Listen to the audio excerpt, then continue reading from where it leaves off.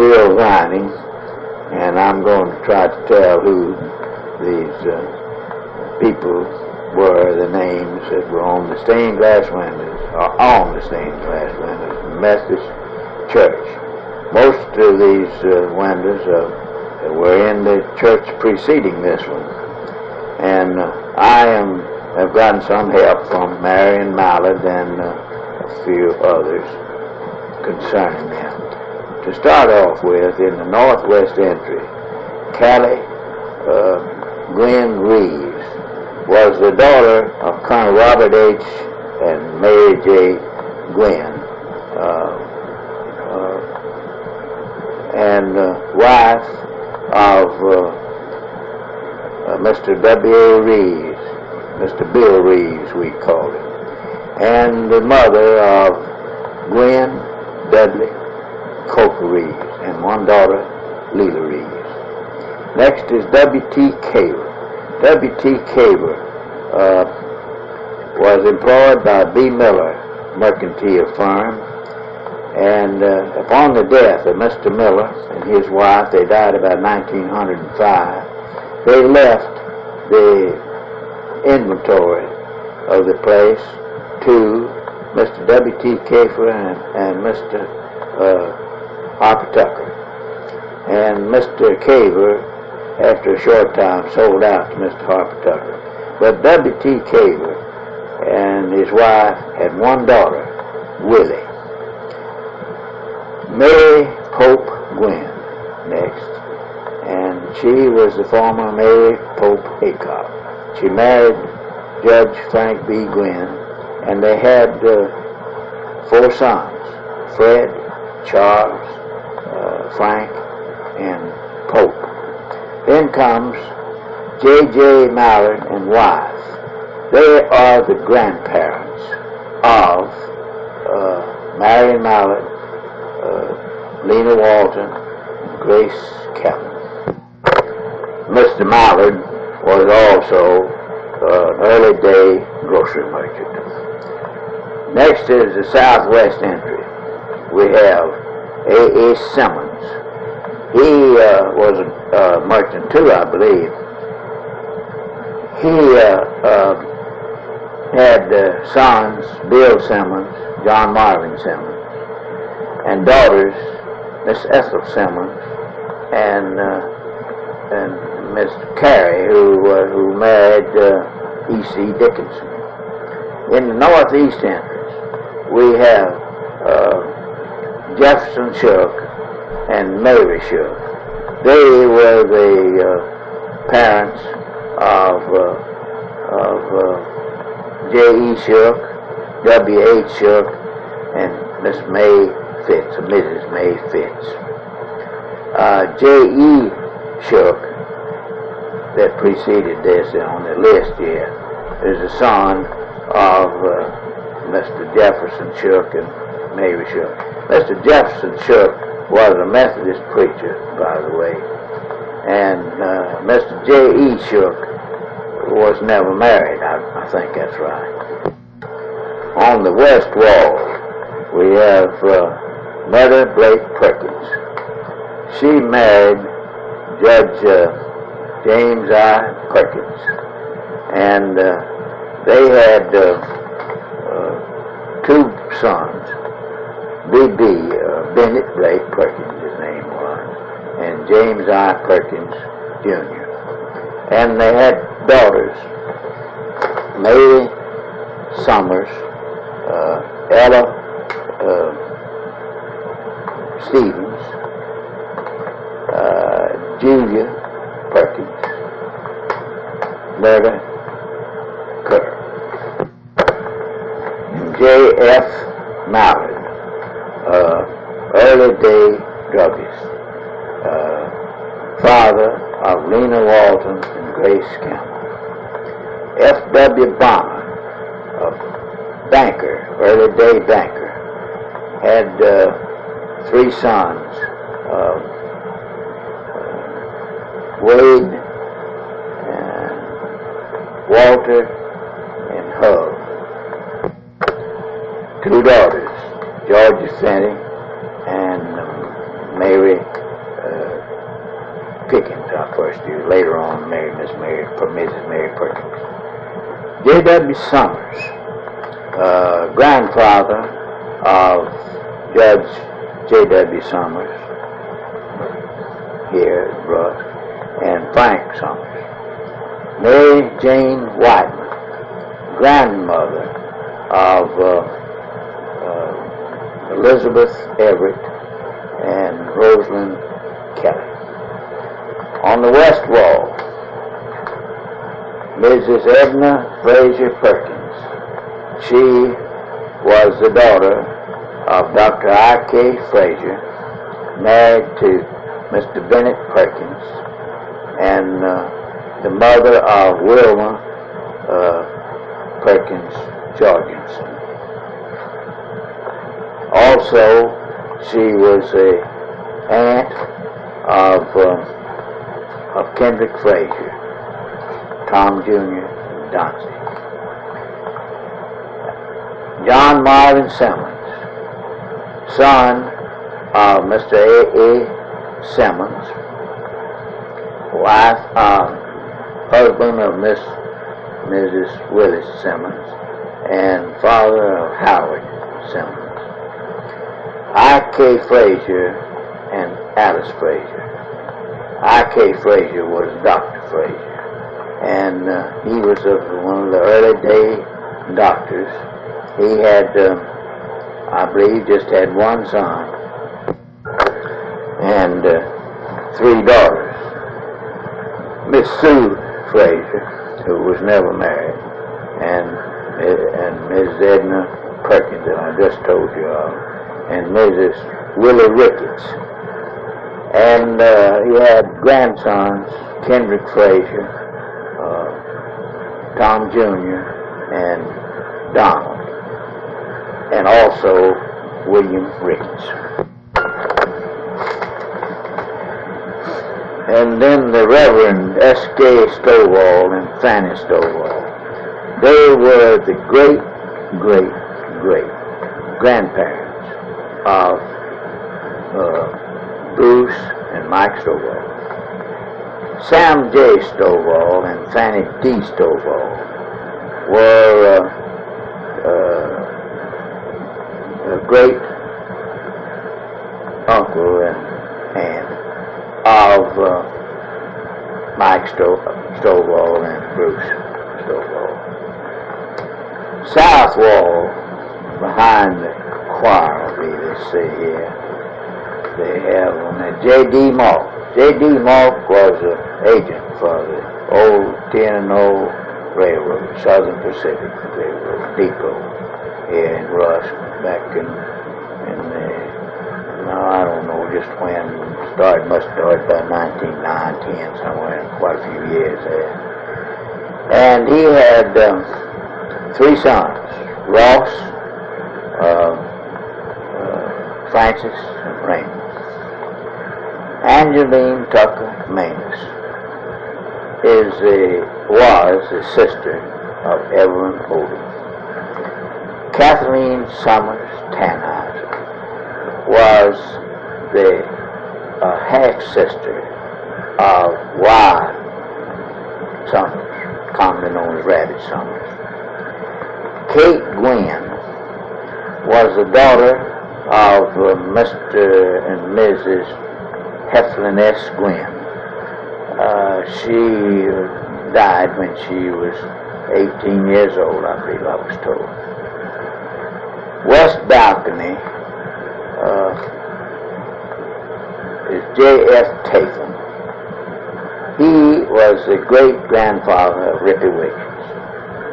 Robert H. and Sarah J. Gwynn were grandparents of Malcolm Gwynn, Joe Henry, and Mrs. Kate Stovall. Sarah A. Tatham was the wife of J.F. Tatham, I just told you. And of course, grandmother of Rippy Wiggins. On the north balcony, we have J.F. and Mary Cochran. They were the grandparents of O.B. Mann Buckman, we know him as around here, and the great-grandparents of Kenneth Mann. Martin Jernigan and Jane Jernigan were, I don't believe they have any people here anymore, but they were the parents of Oscar Jernigan and Miss Ethel Jernigan. And, of course, grandparents of Ollie Jernigan and Mark Jernigan. Daniel Carter Manning was the uncle of Claude, Oscar, and Ellis Manning. He was also, his second marriage was to Miss Ethel Jernigan, and I just spoke of. I want to go back and make note of a few of these people that I've just mentioned. There's J.J. Mallard and wife. They were early citizens and all, and they were the parents of Jeff, Tom, Charlie, Knight, and John Mallard, and the daughters, Kate Jamerson and Mary Douthit, both of Palestine, Texas. And Jefferson Shook, I said he was a Methodist minister, but I believe he was pastor of our church here at two different times. J.F. Mallard, I believe, one of the most dedicated men to the Methodist Church that I've ever known. His wife was Mrs. Georgia Evans Mallard, and they had daughters, Kate Gibson, Lena Walton, Grace Campbell, one son, Dr. J.J. Mallard. E.C. Dickinson, one of the largest families, regular attendants to the Methodist Church. Mr. Dickinson and his wife, Miss Carrie Simmons Dickinson, had two sons, William Elridge and Dave. Dave died when he was about 18, maybe 19 years old. But the daughters were Bess Weidman, Viola Dickinson, Kate Powell, Sunshine Ryman, Dorothy Hatchett, and Marjorie Moore. And they came to Sunday school and church every Sunday and were always late. They walked from out where they lived out on the other side of out east of the footbridge, you know. They traipsed across that footbridge every Sunday morning, and all of them came, but they always from 5 to 15 minutes late. The same thing in school. They were late for that. Will Dickinson was in my class, and when about the time we all got inside the building, got to sit down, you could see Will coming up on the campus. J.W. Summers was an early day businessman here at Rusk, and he was the superintendent of the Sunday school when I first remember Sunday school. And he and his wife, Miss Sally Francis Summers, had sons, Dr. J.L. Summers, Wilbur Summers, and Ed Lewis Summers, and daughters, Mrs. Will Copeland, Miss Lily, we called her Miss Lily, and Mrs. W.T. Norman, Mrs. Ned Norman. I believe I forgot to tell you that J.F. Mallard succeeded J.W. Summers as Sunday school superintendent and was superintendent for many years. right, I think almost till the time he died. There are lots of other people that were prominent in our church's activities in the early days that I remember so well. And I'm going to tell you one. It's kind of a sad story, but I'm going to tell you like it is. The first one to come to my mind is Miss Cora Allen. Miss Cora Allen and her mother and Kate and Josie Allen. I should have said Josie and Kate because Josie was the older. And they lived in the same block the church is in, the house right across from the locker plant. And they came to Sunday school and church every Sunday. Always sat down in that, on the left-hand column down there near the front. Always there. But Cora is the one that I want to tell you about. Miss Cora was an organist for many years. I don't know how many, but many years. She was an organist for the morning service, the evening service, and prayer meeting, which we had every Wednesday night. And she was never paid anything for all this time. It was all gratis. I just wonder if she had even proper thanks told to her about it. And Kate played songs, and Cora would let Kate play songs. Josie sang in the choir all the time. And we all loved them all. Josie kind of sang a little bit through her nose as a kid. She did. I'm sure she outgrew that. I don't know. The first organ that I remember there was just a regular organ, I guess, at church. But later on, we had an imitation pipe organ that was a elaborate-looking thing, but much of it was artificial. It had the pipe sticking up there. It was just ornamental. And it had to be pumped up, but pumped all the time. And it had a big old lever back of it there that reached across there. And that was my job many, many times. I pumped that thing all right when that was being played. But what I want to tell you about Cora had worked for her father, who was the agent for Wells Fargo Express. She worked there in that office on him all the time. But she went off to it. I don't know what she did, but how she got her schooling. But anyway, she got a second grade certificate, I believe is what they used to have, second grade certificate that allowed them to teach in certain schools, you know. And she went up and got her school in the Jacksonville area, in a rural school. And there she met a fellow named Robinson and married him. Well, to everybody's thinking he was kind of a worthless kind of a fella, all right. And he never had a decent place for him to live or anything like that. Of course, this embarrassed these other members of her family very much. He drove a couple of little old donkeys to a wagon, and he would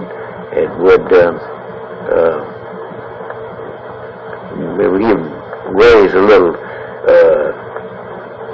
truck props, you know, sold them where he could. Did a little bit of trapping too for the fur-bearing animals, I believe. And he looked ornery and all that. But Cora rode on that wagon up there and sat up there just like she was Queen of the May. And it's been a very sad thing all these days. To me it has. Just a few years ago, she died in a nursing home down at Lufkin. and they brought her up here and buried her here. I had gone with a brother. She has one brother later. I had gone with him several months before that over to the cemetery and helped him locate their plot there, and the burial plot, and where that she could be buried. But when she died, he was out of town. He was, I believe they said later on, they didn't know where to find him, but he was at his son's down in San Antonio. But he'd already arranged for the funeral and everything. They brought her up here and had this funeral service, and Dr. Atkinson did the service all right. And I think very few people there, they didn't know who she was. They just forgot about her. She'd forgot. I sent a memorial to her, to the church there, sent a memorial, and tried to promote a couple of friends of mine that my age and older, and to do it, but they looked at me and didn't say anything and didn't send anything either. And I've always wished that I had to send 2 or 3 memorials in somebody's names that I knew of. I forgot to tell you that she had several children, and one daughter I saw her as a teenager at a funeral. Very nice looking girl.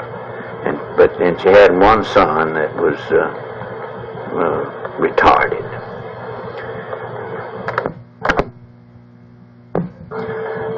I forgot to tell you that the 2 sisters, Josie and Kate, are both still living. I talked to both of them at the time. One of them lives in Greenville and the other one lives in Galveston. And they were not physically able to. They both had arthritis and all. They were not physically able to come to the funeral. And they had been embarrassed so many times by them, which I can understand very well. But so much of that, I'm going to get away from the sad stuff now. To follow that sad story, I'm going to tell a more humorous thing that I could not have told back in those days. And maybe it's not proper for me to tell it now. If it's not, why, you won't ever hear it, because I'll erase it if anybody thinks it's not the thing to say. When I was a little kid, I went to Sunday school, church, every Sunday. I think I've said something about that. My mother and I were there every Sunday for everything. Sunday school, church, evening service, prayer meeting, just as the others that I've mentioned before. Well, of course, I left out League, Epworth League. Of course, we had both the junior and the senior Epworth League to attend to everything. I went to one of them, the junior league, I guess, all through those days, of course. My mother went to the other one.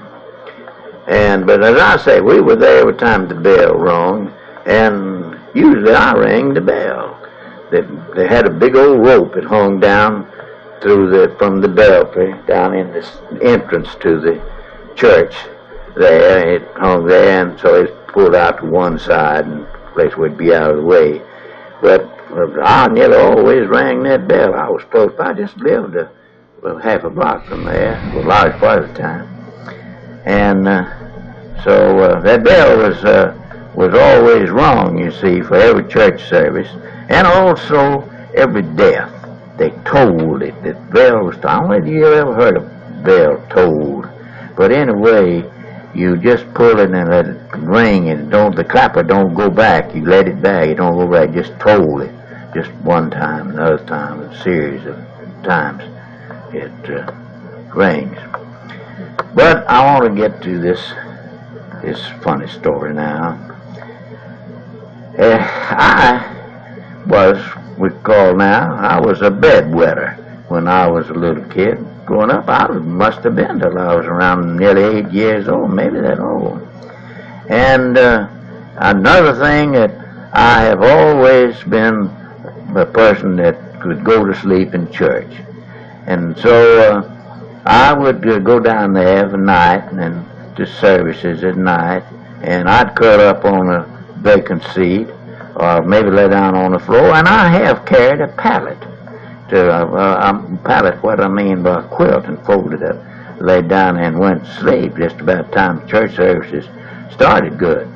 And my mother was always afraid that I was going to have an accident there, and that would have been so embarrassing to her. And the last thing that I did before I went to church, I went to the bathroom. That was, she saw to that. That is, I've thought about it a lot of times, how she was always so afraid about it. But it's been funny, it's funny to me now.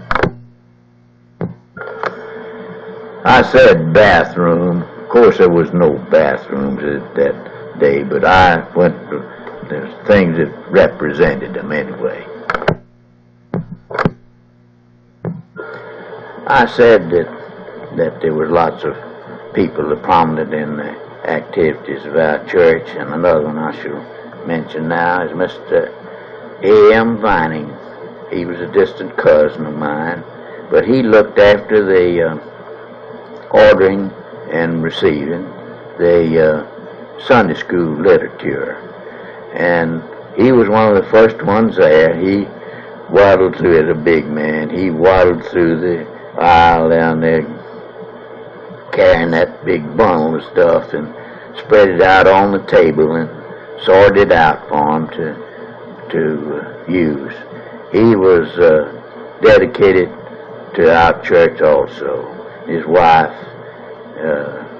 Dale Tatham Vining, and one daughter, Miriam.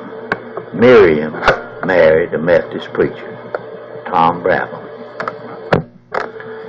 The church money has always been hard to get. I've made that remark several times, that we've been short of money ever since I could remember. And back in the early days, like that, why, when it got so bad, I guess I didn't know anything about it, because my goodness, I was lucky to have a nickel to put in the collection plate. But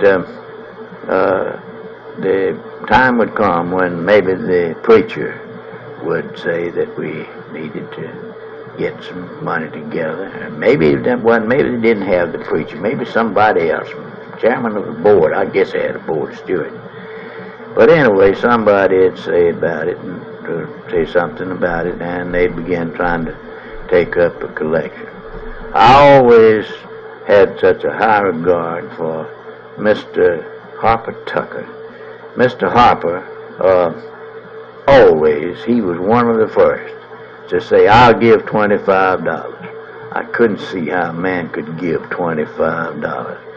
You know, at that time, convict guards, which we had here in the penitentiaries here, convict guards, that's what their salary was, $25 a month. And that, you know, that was, just thinking, that was an enormous amount of money for a man to give, as much as some men were making, you know. And Captain Gregg always left. I understand that Captain Gregg was always paid his part and all. He just didn't like that way of doing. When they started doing that, why, he just walked out. He lived, you know, just a block from there. And he went on home.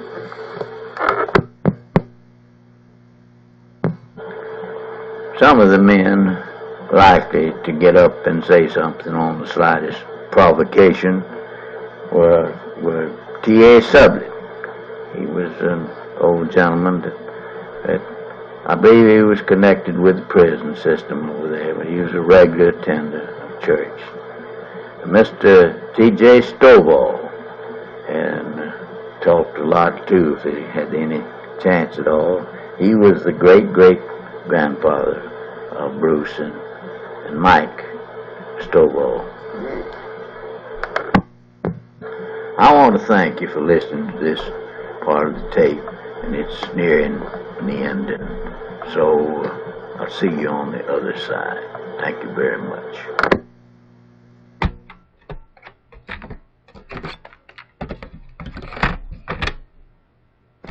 Law school over there, I think in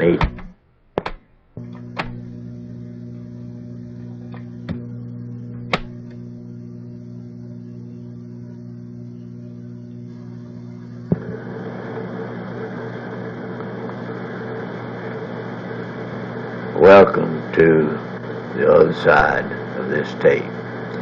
In making comment of the names on the stained glass windows, I forgot Colonel Robert H. and Sarah J. Gwynn. They were a very remarkable couple. They finished school. He did. I believe she went to school too at the University of Alabama.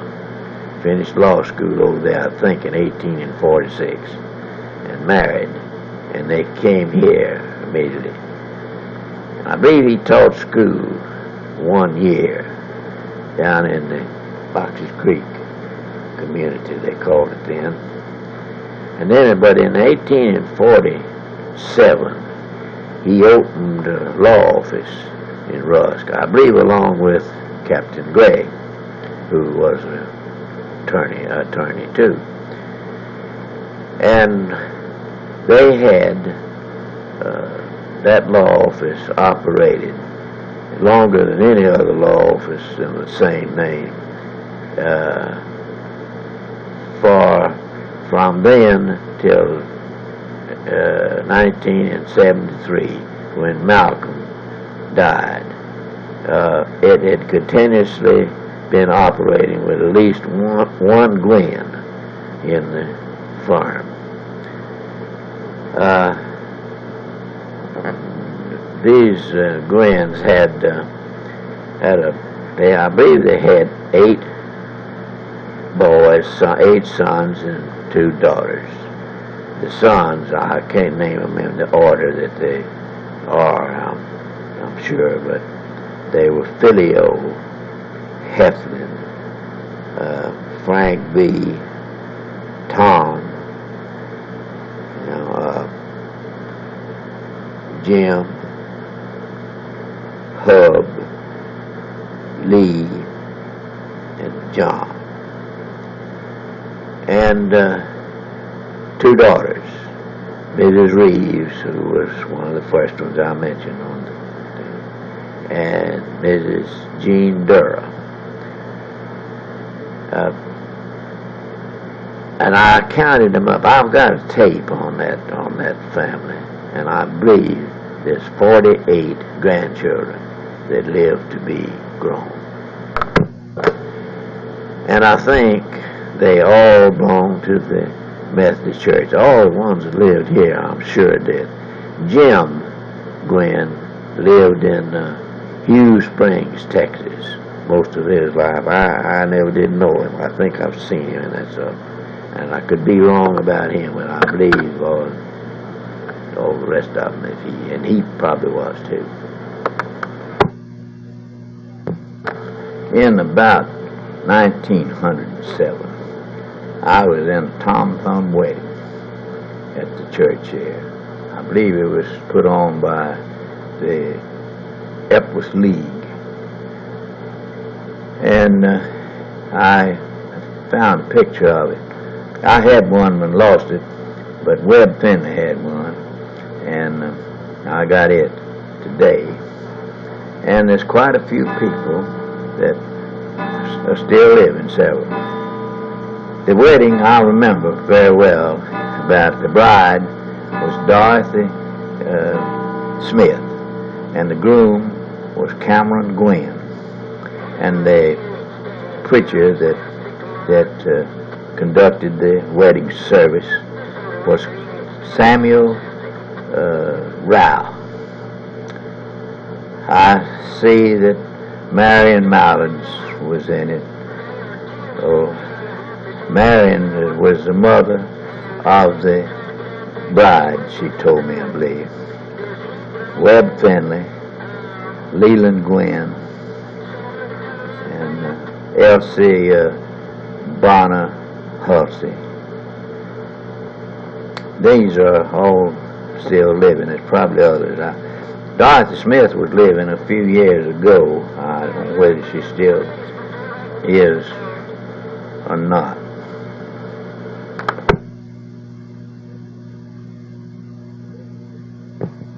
Elizabeth Whiteman, now Elizabeth Everett, and Lena Lester, now Lena McGowan, are still living to our notice.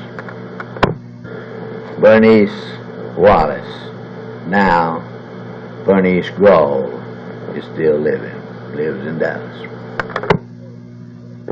I have neglected to tell you the director of this Tom Thumb wedding was Mrs. Mary Bonner Pickens. Mrs. Pickens was a small woman and very energetic and very good with young people. She was a daughter of F.W. and Georgia Bonner. And upon the death of Wade Bonner, her brother, and Kate, his wife, one of them died in 1901, the other one in 1902, she took on the Bonner children, George, Louis, Mary, Elsie, Pauline, and Sister Kate, to raise. And then Judge James I. Perkins lost his wife. Maybe already, I don't know just when she died, but after that, why, Judge Perkins and Miss Mary got married, and he had a big brood too. His children were B.B.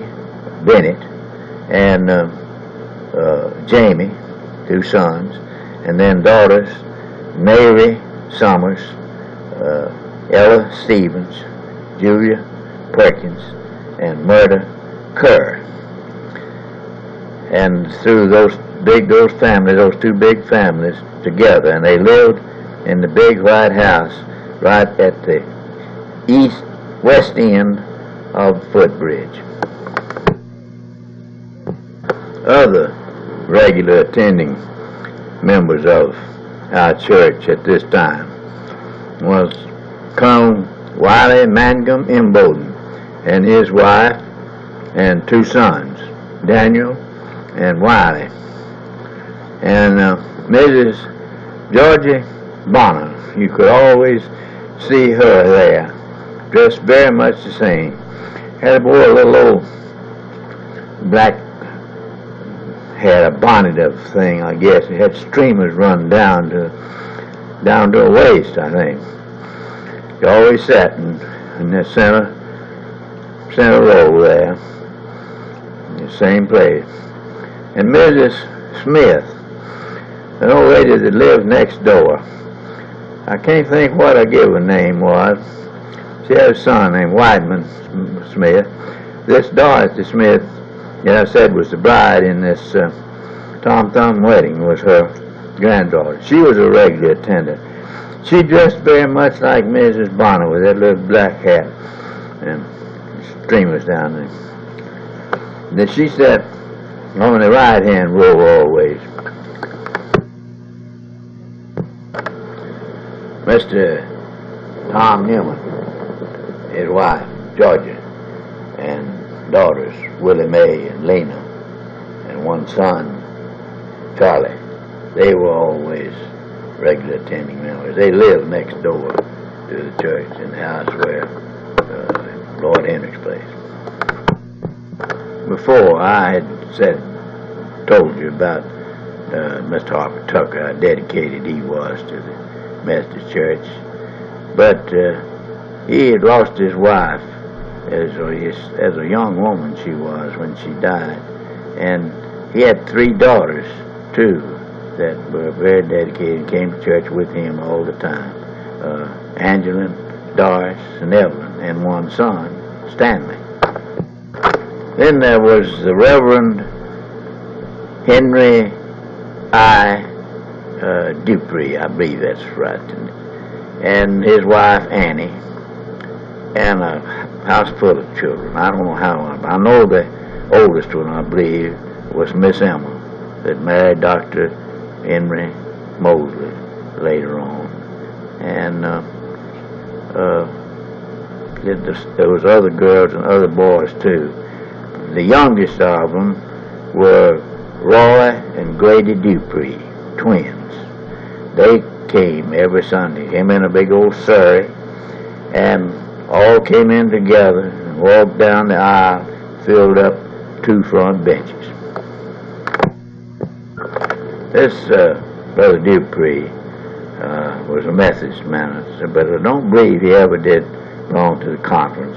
He was a kind of a traveling preacher that they had so many of, and he held meetings all around. He kind of on the evangelistic side, I believe. Held meetings. I remember having one down at Adams Chapel one time. There was another such minister as that here, Methodist, that lived up on Henderson Street, and he had one son, Jean, I know, and had a daughter. I don't remember her name. She lived in Tyler. And Jean, I had always said that Jean was born and died in the same house, and that is true. This Brother Hawkins, he was responsible for my grandfather and my grandmother and all their children moving here, on the Roten side, moving here from New Salem, Texas. It was during the New Birmingham boom, and he told my grandfather was a carpenter, and he told him how much building there was going on. That's how come them here. They came here in 1888. Out on Crockett Street in Rusk, there was a Mr. and Mrs. Cox. They owned a little place out there, house right on Crockett Street, and some acreage back of the house run clear on down to the creek. And Mr. Cox farmed that, grew little stuff down there. They were, I can't call their given name, either one of them, but they were very regular attendants at our church. They came every Sunday. They had a son named Ed, I remember that, and lived in Corpus Christi, and he spent a good little bit of time. And he had a daughter, too, that spent a lot of time up here. Well, it's about time for me to inject a little humor into this narrative, I believe. If I don't tell you a little funny story of some kind, sometime while you go to sleep, and would miss a whole lot of it. This happened in the early 20s, I guess. That's in the new church. Everything I've told you about's been in the old church. This is in the new church, in the early 20s, I'm thinking. Well, there's a bunch of us standing on the street up there and talking with boys, men, young men. And Hugh Lester was among them, Boots Black, Ray Odom, maybe another one or two. And we standing there, and somebody came by and said, I said, where you going? He said, well, I thought I'd go down to Methodist church. Y'all want to go? We decided that we would. Said, yeah, we all decided, yeah, we can go to church down there. And I'll have to bring you up to date on Hugh Lester, though, before this hit this punchline. Hugh had worked for the state railroad, the Texas State Railroad, as a brakeman and a conductor. And he'd worked for, ever since they started running that thing, and it's right after it's closed when this happened. And Hugh was a very conservative type person. He was raised here in Rusk. His father was Dr. A.O. Lester, an old-time dentist. His mother was Miss Lucy, who was Miss Lucy Neely. Her father was an old-time merchant here. And Hugh, in this time, he had saved up $5,000 or $6,000, I think, and the state railroad shut down. Hugh was going with a girl that taught in the Rusk College here. So she went home. It might have been just in the vacation season, I don't know. Hugh got crazy about her. She lived up in Bowie, Texas. Hugh went up there. Oh, he went up there. He'd stay a week and had plenty of money, you know. He bought her diamond rings and everything. And so everybody thought he was going to marry, but all at once, why, she hauled off and married some other man. Well, they'd like to kill Hugh. But anyway, bear that in mind, we went down to the Methodist church. And we all sat together up in the balcony, and the preacher asked everyone to turn to such and such a hymn in the hymnal, and we would sing, Love Lifted Me. Hugh said, sure did, of everything I had.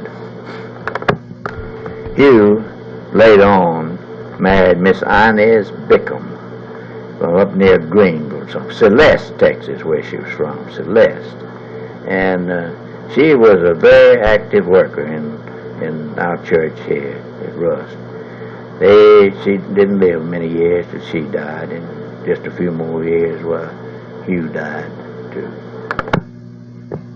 I have been making these tapes for about 5 years, I guess, and I just make them from memory, and I don't have a bunch of notes and things, and I forget a lot of things as I go along and have to backtrack, and I want to do that now just a little bit. In fact, I talked about the Allen family, and Miss Cora, the organist, you know, and I told that too about to somebody about me putting that, and reminded me of the fact that we had some other organists, which we did. I wasn't thinking about them at the time. I just had Miss Cora on my mind.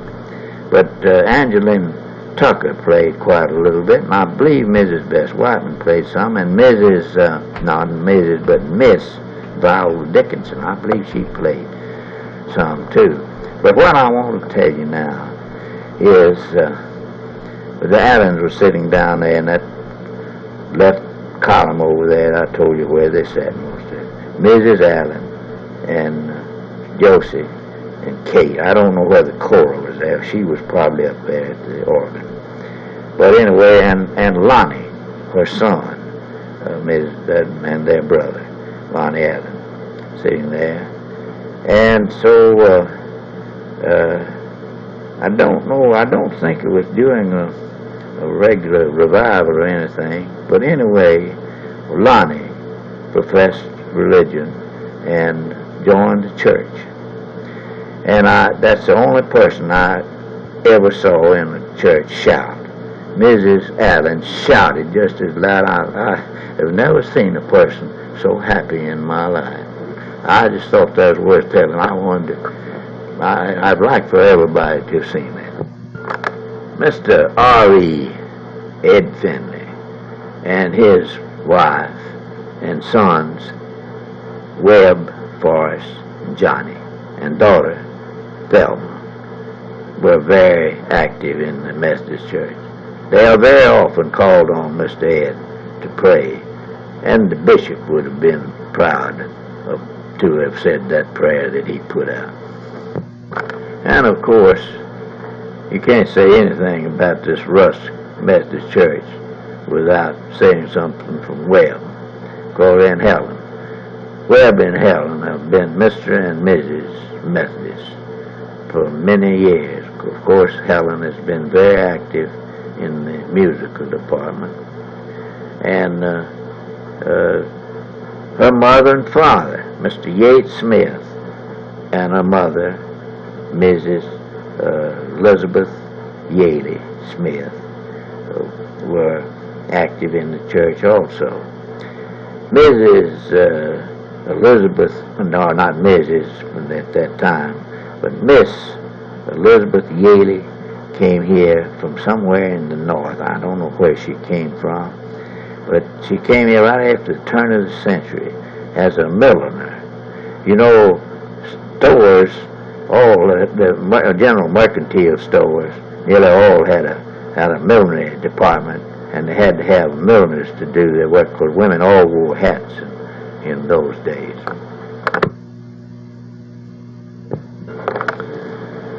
Mr. W.M. Bridges was a very ardent member of our church here for a number of years, and was on the official board practically all the time. You probably heard the remarks he made about the telephone ringing when he wanted to go to prayer meeting.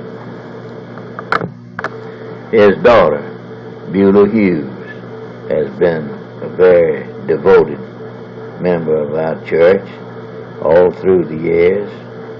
The last few years she hasn't been as active, on account of illnesses and infirmities and all. Her husband, Herbert Hughes, died recently, and I have an idea that maybe she might get more active. If she's not active, she'll be listening to the sermon on Sundays over the radio. She has done that all the time anyway. During all this conflab, I believe I've said anything about the ministers that we had, the pastors of our church. I remember the first pastor I recall was Brother Methodist, John S. Mathis. And I knew very little bit about him. I just remember seeing him. And the parsonage was down below where we lived at the time in Pastel. He was fathered by J.L. Dawson.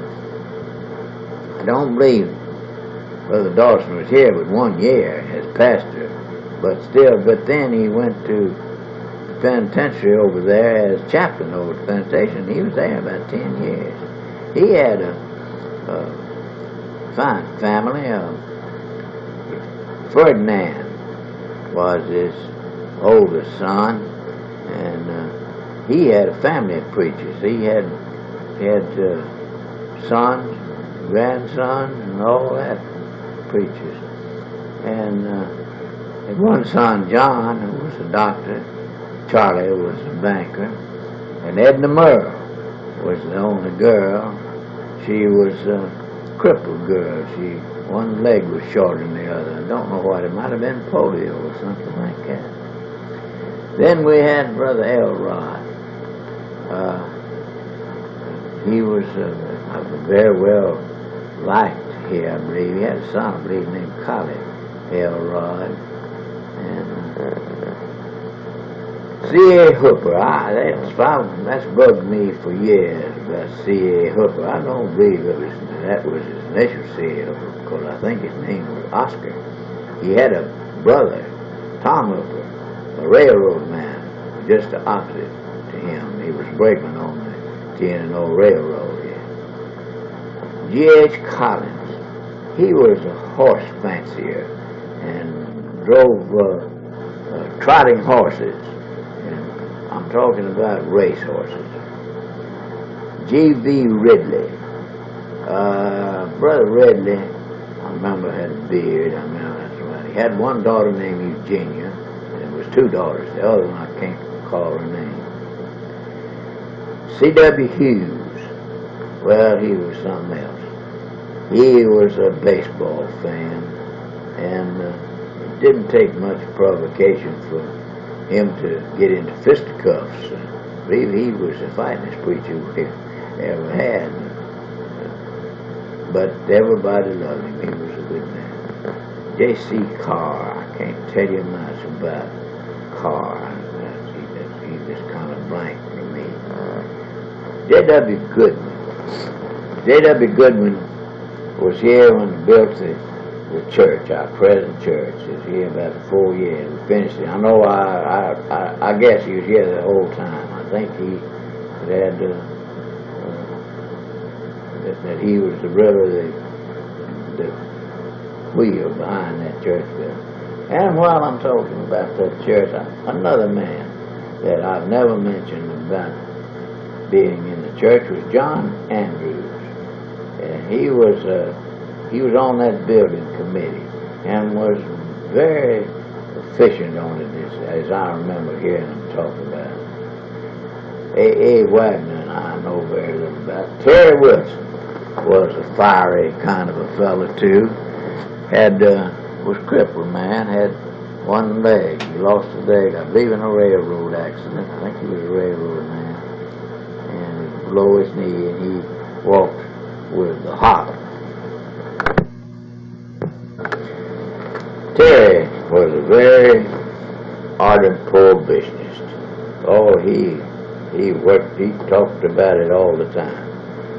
And in his older years, he got a bad heart. It turned out to be a bad heart. And the doctors, he told me this himself, that the doctors told him that he was going to have to drink a little whiskey if he wanted to live. He's going to have a little something that way to live. And he told me that he had used some. I come him to tell me this, though, was a peculiar thing. I saw him here. He was back here and holding a meeting. And I met him on the street. And he looked like he wanted to get away from me. He didn't want to talk to me much, but I insisted, and he had a bundle under his arm wrapped up in a newspaper. I said, "What are you doing with that whiskey there? You selling whiskey now too?" He said, "How did you know what that was?" I said, "Well, I've seen bootleggers running around here. I know pretty well what whiskey wrapped up in a newspaper looks like." And what he had done, he had borrowed this whiskey from I don't guess he borrowed it from a good number of his here. I guess he gave it to him. He had to have some whiskey while he had on account of that heart. He told me of another incident where he was driving down through the country down in South Texas. He just got his wife was with him, and he said, "I'm just going to have something." Said, "I'm just having so much trouble. Just got to have something." Said, "I never had been in a saloon in my life. I'd never been in a package store or anything." He said, "Somebody else had always got it for me." And he said, "Well, stop down here and I'll get something." Said he walked in there and he asked the man, said, "I've got to have a quart of whiskey." And said, "I don't know what kind to buy. I want the best you have. If it's all bad, I know it's all bad, but I want the best you had." And said, I kept looking at the door. I thought about, well, what if Bill Vining or Eldridge Gregg, some of those people came in that know how bitter I've been to whiskey would see me here. I didn't start these preachers soon enough because my time is running out on the tape. Charles B. Cross died here. R.L. Jackson looked like a Jew, had a beautiful wife. Jesse Thompson was a stumbling, stuttering kind of a fellow that we all loved. He married Eddie B. and me.